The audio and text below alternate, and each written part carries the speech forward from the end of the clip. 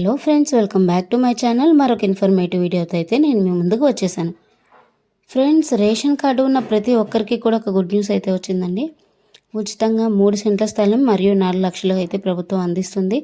దీనికోసం మీరు అప్లై చేసుకున్నారా లేదా అనేది మాత్రం మీరు ఒక్కసారి రివెరిఫై చేసుకోండి. ఆ గుడ్ న్యూస్ ఏంటి అనేది మనం ఈ వీడియోలో చూద్దాం. వీడియోలోకి వెళ్ళే ముందు మీరు కనుక మన ఛానల్ని ఫస్ట్ టైం చూస్తున్నట్లయితే మన ఛానల్లో కేంద్ర రాష్ట్ర ప్రభుత్వాలకు సంబంధించిన ప్రతి ఇన్ఫర్మేషన్ ఎప్పటికప్పుడైతే వీడియో చేసి చెప్పడం జరుగుతుంది.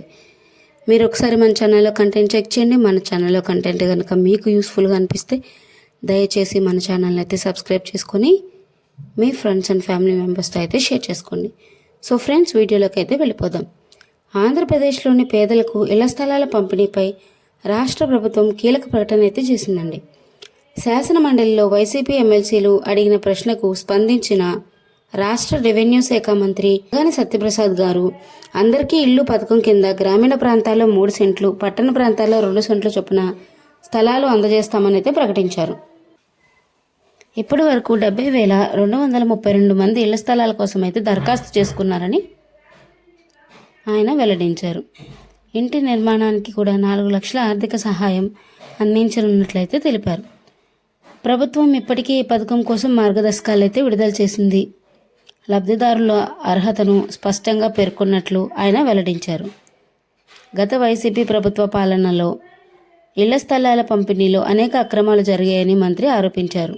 అప్పటి ప్రభుత్వం కేవలం 1 సెంటు స్థలం మాత్రమే అందించిందని, అయితే ప్రస్తుత టీడీపీ ప్రభుత్వం 3 సెంట్లు గ్రామాల్లో, పట్టణాలలో అయితే 2 సెంట్లు అయితే అందిస్తోందనేది స్పష్టం చేశారు. జగనన్న ఇళ్ల పథకం కుంభకోణంగా మారిందని, లబ్ధిదారుల ఎంపికలో అవకతవకలు కూడా పాల్పడ్డారని అయితే ఆరోపించారు. లబ్ధిదారులుగా గుర్తింపు పొందిన మహిళల పేరుతో ఇళ్ల స్థలాలను అయితే కేటాయిస్తారు. ఇళ్ల నిర్మాణ పనులను ఏజెన్సీల ద్వారా అయితే చేపడతారు. ఇంటి పట్టా అందించిన 2 ఏళ్లలోగా నిర్మాణం అయితే పూర్తి చేయాలి. బిలో పవర్టీ లైన్ కింద ఉన్న వాళ్ళు మాత్రమే దీనికి అర్హత ఉంటుంది. లబ్ధిదారులు 10 ఏళ్ల తర్వాతనే ఆ ఇళ్ల స్థలంపై హక్కులైతే పొందుతారు. ఇప్పటికే సొంతిల్లు ఉన్నవారికి ఈ పథకం అయితే వర్తించదు.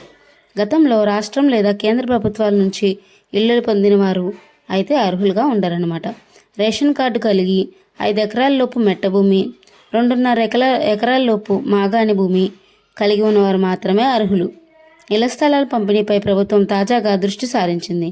ప్రభుత్వం తీసుకున్న ఈ నిర్ణయంతో ఇల్లు లేని అందరికీ కూడా లబ్ధి చేకూరనున్నదే అనిపిస్తుందన్నమాట. ఇళ్ల స్థలాల పంపిణీ ప్రక్రియను పారదర్శకంగా నిర్వహించాలని ప్రభుత్వం కృషి చేస్తోంది.